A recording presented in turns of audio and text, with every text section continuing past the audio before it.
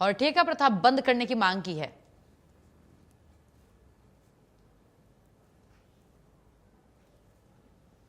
अनिश्चितकालीन हड़ताल की चेतावनी भी दे दी गई है कि अगर अभी भी हमारी मांग नहीं मानी गई तो हड़ताल खत्म नहीं होगा बल्कि अनिश्चितकाल तक जारी रहेगा।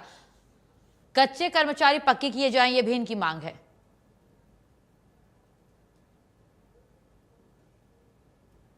नियमित भर्ती की मांग भी उठाई है।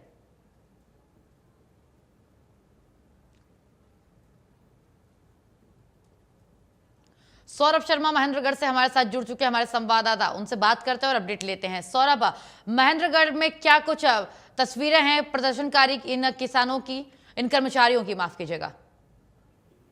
देखिए, महेंद्रगढ़ शहर की बात करूं तो पिछले जो है 24 दिन से लगातार दमकल कर्मचारी हड़ताल पर बैठे हुए थे, जिसके कारण लोगों को भारी परेशानियों का सामना करना पड़ रहा था। और लगातार जो है इस भीषण गर्मी में आगजनी की घटनाएं बढ़ती जा रही है और दमकल कर्मचारी जब से हड़ताल पर बैठे हैं तब से लोगों को भारी दिक्कतों का सामना करना पड़ रहा है। पिछले 5 दिन से दमकल कर्मचारी जो है भूख हड़ताल पर भी बैठे हुए हैं, लेकिन इन्होंने कहा कि सरकार से वार्ता भी की गई है, लेकिन अभी तक सरकार ने इनकी मांगों को नहीं माना है। वहीं अभी आज की बात करूं तो आज 1 मई है और 1 मई और 2 मई को जो सफाई कर्मचारी है वो भी हड़ताल पर चले गए, जिससे लोगों को और ज्यादा परेशानियों का सामना करना पड़ सकता है। और जो सफाई अगर शहर में नहीं हुई तो बीमारियां फैलने का खतरा भी इस भीषण गर्मी में बढ़ जाता है। हमारे साथ दमकल कर्मचारी मौजूद है, इनसे बातचीत करेंगे और जानना चाहेंगे कि किन क्या क्या इनकी मांगे और किन मांगों को लेकर ये हड़ताल पर बैठे हैं। सर, क्या नाम? उदित कुमार। किन मांगों को लेकर आप हड़ताल कर रहे हैं? 16 फरवरी 2026 को हमारे 2 कर्मचारी टाटा स्टील कंपनी फरीदाबाद में आग बुझाते समय ज्यादा जुलूस गए थे। बाद में उनका सर्वनाश हो गया। उनके साथ एक पुलिसकर्मी ने आग में ज्यादा जुलूस गया था, बाद में उनका भी सर्वनाश हो गया। सरकार ने पुलिसकर्मी को शहीद का दर्जा दे दिया, 1 करोड़ रुपए और फाइन की। हमारे कर्मचारियों को ऐसे ही छोड़ दिया गया, क्योंकि सुध लेने वाला कोई भी नहीं था। इसके लिए सभी फायर कर्मचारियों ने सरकार से रिक्वेस्ट की कि हमारे कर्मचारियों को भी आर्थिक सहायता की जाए, उनको सरकारी नौकरी दी जाए, लेकिन सरकार ने कोई सुध नहीं ली। इसमें राज्य कमेटी ने निर्णय लिया कि हमारे कर्मचारियों को ऐसे कैसे छोड़ दिया।